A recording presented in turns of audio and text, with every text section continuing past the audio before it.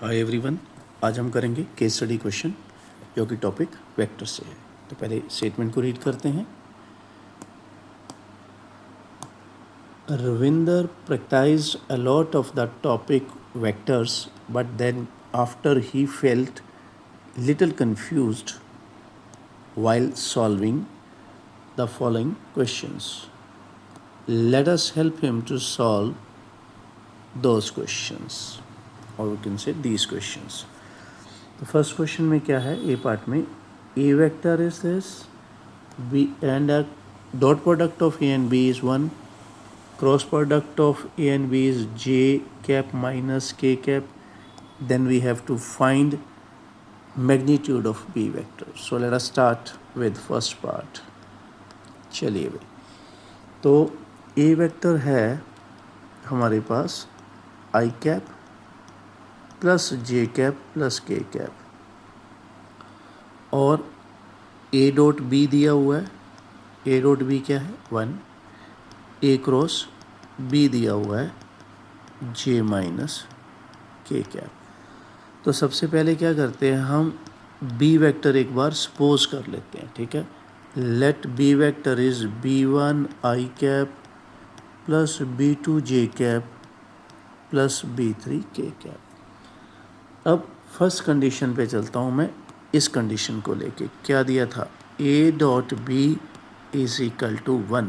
तो यहाँ पे a वेक्टर की वैल्यू मैं यहाँ से उठाऊँगा आई cap plus J cap plus K cap. अब डॉट प्रोडक्ट मैं करवाऊँगा b वेक्टर के साथ जो अभी हमने सपोज किया है. ठीक है, अब डॉट प्रोडक्ट करते हैं तो यहाँ पे आएगा b1 plus b2 plus b3 is equal to 1. इसको मैं मान लेता हूँ कि ये है मेरी फर्स्ट इक्वेशन. अब एक मेरे को कंडीशन ये दी गई थी, ये देखिए ये वाली. अब इसको मैं यूज़ में लेके आता हूँ. ठीक है, तो ए क्रॉस बी अभी मैं यहाँ पे लिखता हूँ आई कैप जे कैप के कैप. अब ए वेक्टर लिखना है मेरे को, क्योंकि मैं अभी यहाँ पे ये लिख रहा हूँ. ठीक है ना, ए वेक्टर क्रॉस बी वेक्टर. तो यहाँ पे ए वेक्टर के स्केलर कंपोनेंट्स वो क्या हैं 1 1 1. बी वेक्टर के स्केलर कंपोनेंट्स क्या हैं b1 b2 b3. और हमें ए क्रॉस बी ये दिया गया था J cap minus K cap. अब डिटर्मिनेंट को ओपन करते हैं तो ये आएगा I cap b3 minus b2 minus J cap b3 minus b1 plus K cap b2 minus b1. एक बार चेक कर लेते हैं, कोई एरर नहीं होना चाहिए. आई के साथ b3 माइनस b2 ठीक है, जे के साथ b3 माइनस b1 और के साथ b2 minus b1. So it's correct. अब हम इसको समझते हैं कि जब दो वेक्टर्स इक्वल होते हैं तो उनके स्केलर कंपोनेंट्स भी इक्वल होते हैं. तो मैं आई कैप का ये कंपोनेंट यहाँ से उठाऊँगा b3 माइनस b2, और राइट हैंड साइड में आई कैप का कंपोनेंट क्या है 0, तो ये लिखूँगा मैं. फिर अब मैं जे कैप वाला उठाऊँगा. आपने ध्यान रखना है जे कैप क्या है, जे कैप का स्केलर कंपोनेंट है b3 माइनस b1. ठीक है, जे कैप के आगे वाला जो है, उधर जे कैप के आगे क्या है 1. तो यहाँ से मैं बोल सकता हूँ कि ये आ गया माइनस b3 माइनस ब्रैकेट में मतलब b1 इज इक्वल टू 1. अब के कैप के आगे वाले उठाते हैं b2 माइनस b1, और राइट हैंड साइड पे क्या है -1. ठीक है, थोड़ा सा सॉल्व करते हैं. b3 is equal to b2, यहाँ पे बोल सकते हैं b1 minus b3 is equal to 1. यहाँ पे तो ठीक ही है b2 minus b1 is equal to -1. अगर मैं यहाँ पे b3 की वैल्यू b2 डाल दूँ तो ये दोनों एक तरह से सेम ही बन गए, ये और ये b2 माइनस b1, हाँ ये सेम है. ठीक है, चलिए अब मैं आता हूँ जो मैंने शुरू में जो मैंने रखा था बी वेक्टर. बी वेक्टर क्या था मेरा, B1 B2 B3 K cap, और एक मैंने बनाई थी फर्स्ट इक्वेशन, हाँ ये वाली, ये है बेटर हमारे लिए चॉइस। तो मैं अब वो लिखूँगा पहले कि मैं इक्वेशन 1 में ये बना के आया था, ठीक है। अब मैं क्या कर रहा हूँ देखना आप ध्यान से, B1, ये जो B1 है इसकी जगह पे मैं यहाँ से वैल्यू निकाल रहा हूँ 1 + B2, ये वैल्यू मैं यहाँ रखने वाला हूँ, ठीक है, ध्यान रखना है आपने। B1 की जगह पे मैंने क्या लिख दिया 1 + B2, सेंटर में जो B2 है B2 ही रहने दो। B3 की जगह पे भी आप B2 लिख सकते हो, मतलब मैंने क्या किया, सभी को B2 में चेंज कर लिया सो दैट कि मैं एक वैल्यू तो निकाल सकूं, ठीक है। और ये 1 से 1 कट गया तो आपको यहाँ पे मिल जाएगी बच्चों B2 की वैल्यू, और B2 की वैल्यू अगर मिल गई तो B2 तो B3 के बराबर ही है, तो हम बोल सकते हैं कि B3 भी हमारा क्या आ गया 0। अब इसको अगर मैं यहाँ पे पुट कर दूँ तो मैं बोल सकता हूँ कि B1 मेरा आ गया 1। तो अब मेरा B वेक्टर कंप्लीट हो चुका है। B1 की वैल्यू है 1 तो मैं लिखूँगा 1 i कैप, B2 की वैल्यू क्या है 0, मैं लिखूँगा 0 j कैप, B3 की वैल्यू क्या है 0, मैं लिखूँगा 0 k कैप। तो ये मेरा B वेक्टर रेडी हो चुका है, ठीक है। अब क्या करेंगे, क्वेश्चन की डिमांड थी कि B वेक्टर का मैग्नीट्यूड बताओ, तो मैं इसका मैग्नीट्यूड निकाल रहा हूँ। यहाँ पे 1 का स्क्वायर है, 0 का स्क्वायर है, यहाँ पे आप छोड़ भी सकते हो, ये मैं वैसे ही लिख रहा हूँ। तो भाई ये आ गया B1 वेक्टर का मैग्नीट्यूड, ठीक है। तो इस तरह से हमारा जो फर्स्ट पार्ट है वो हमारा फिनिश हो गया, B वेक्टर का मैग्नीट्यूड आ गया। अब पढ़ते हैं आगे। If R vector and S vector are unit vectors and if magnitude of R plus S vector is equal to √2, find the angle between R and S vector। चलिए इसको अभी टैकल करते हैं। क्या दिया, R और S क्या है, यूनिट वेक्टर्स दिए हैं, ठीक है, आपने ध्यान रखना है। R और S क्या है, यूनिट वेक्टर्स। तो ये मैं करने जा रहा हूँ बच्चों B का फर्स्ट पार्ट। तो क्या था, R यूनिट वेक्टर था तो इसका मतलब उसका मैग्नीट्यूड 1 है, S यूनिट वेक्टर था तो उसका भी मैग्नीट्यूड 1 है। और हमें क्या दिया हुआ है, एक ये दिया है कि R vector plus S vector का मैग्नीट्यूड √2 है। तो ये हमारी जो है ना हेल्प करेगा। अब मैं करने वाला हूँ इसकी स्क्वेयरिंग करते हैं, ये हो गया। अब यहाँ पे एक फॉर्मूला लगेगा, मैंने लास्ट लेक्चर्स में भी इसको बताया है कि जहाँ पर भी हमें मैग्नीट्यूड का स्क्वायर मिलेगा तो हम इस तरह से चलेंगे, ठीक है। तो मैं यहाँ पे ये लगाऊंगा, इसीलिए तो हमने स्क्वायर किया था यहाँ पे कि ये चीज़ अप्लाई कर सके।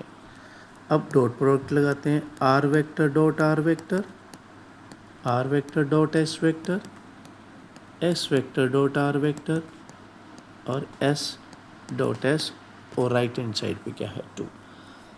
अब यहाँ पर फिर समझिए, यहाँ पर मैं ये लगाऊंगा इसका उल्टा, मतलब R के मैग्नीट्यूड का स्क्वायर, यहाँ पे भी वैसे S के मैग्नीट्यूड का स्क्वायर। कहाँ से लगा रहा हूँ मैं, यहीं से, ठीक है। और डॉट प्रोडक्ट हमें पता है कॉम्यूटेटिव होती है, तो यहाँ पे इन दोनों को मैं लिख सकता हूँ कि this is twice R dot S, ठीक है। अब हमें क्या दिया था, R जो था यूनिट वेक्टर दिया था, ठीक है। तो इसका मतलब हम यहाँ पे ये फिल कर सकते हैं इनकी वैल्यू। अब ये जो 1 है, 1 और 1 2 हो जाएगा ये, तो ये इस 2 से कट गया। क्या बचा है मेरे पास, twice R vector dot S vector is equal to 0, ये आ गया। अभी R vector dot S vector 0 है, तो इसके पीछे कारण क्या हो सकते हैं, चलो मैं एक बार इसका फॉर्मूला लगाता हूँ, ठीक है, थोड़ा बेहतर समझने के लिए ये लगा दिया मैंने फॉर्मूला। अब यहाँ पे लिख सकते हैं कि या तो ये 0 है या फिर ये 0 है, चलो यहाँ पे मैं लगाता हूँ और ठीक है, और या फिर कॉस थीटा 0 है, जो हमारा नॉर्मल प्रोसेस होता है। मगर इसको मैं कंडेम करूँगा कि ये 0 बिल्कुल नहीं हो सकता। क्यों? बिकॉज आर क्या है? यूनिट वेक्टर है। Because R is a unit vector, तो भाई ये कैसे 0 हो सकता है इसका मैग्नीट्यूड। इसी तरह से मैं इसको भी कंडेम करूँगा कि एस जो है इसका मैग्नीट्यूड 0 नहीं हो सकता, क्योंकि एस क्या है? यूनिट वेक्टर है। ठीक है, तो बचा क्या है? ये cos theta is equal to 0। तो कॉस थीटा कब 0 होता है? जब angle between two vectors is π/2। तो यहाँ पे मैं बोल सकता हूँ कि भाई मेरा आंसर आ चुका है, angle between R vector and S vector is π/2। अब पढ़ते हैं बी का सेकेंड पार्ट। एक ये सिंपल है ये पार्ट, तो the value of this dot this. चलिए इसको करते हैं।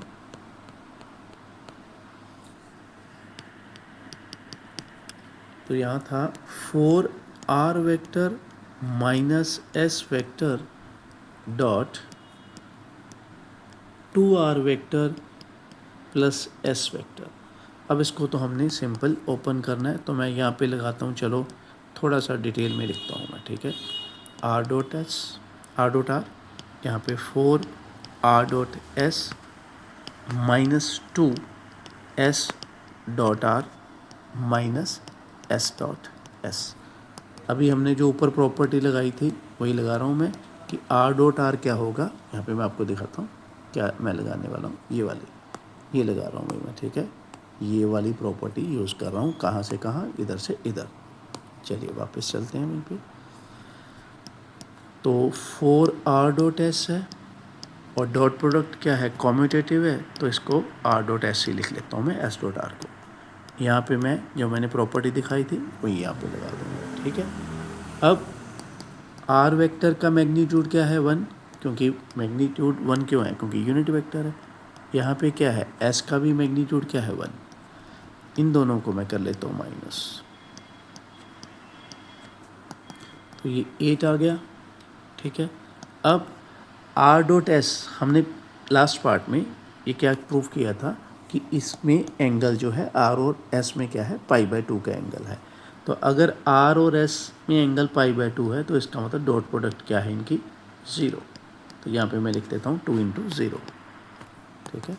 तो ये आपका कुल मिलाकर ये बच गया 7, ठीक है। ये हमारा आ गया आंसर 7, किसका? सेकंड पार्ट का। चलो इसी के साथ जो है हमारी ये वाली केस स्टडी फिनिश होती है। मिलेंगे नेक्स्ट केस स्टडी में कुछ नए फ्रेश क्वेश्चंस के साथ। अगर आपको अच्छी लग रही है केस स्टडीज़, आपकी प्रैक्टिस हो रही है डे बाय डे, तो मैं आपको एक चीज़ रिकमेंड करूँगा कि एक दिन में ज़्यादा केस स्टडीज़ आप ना करें। एक दिन में क्या करें? एक रूटीन बनाएं कि एक दिन में एक या ज़्यादा से ज़्यादा 2 केस स्टडीज़ आप उसको देखें, अच्छी तरह से समझें, उसको नोट डाउन करें, ताकि आपके पास जो है नोट्स आपके कंप्लीट हो जाएं बिफोर द फाइनल एग्ज़ाम्स, ठीक है। और अगर आपको कोई दिक्कत है तो आप कमेंट बॉक्स में मेरे से पूछ सकते हैं, तो मैं I definitely try to help you.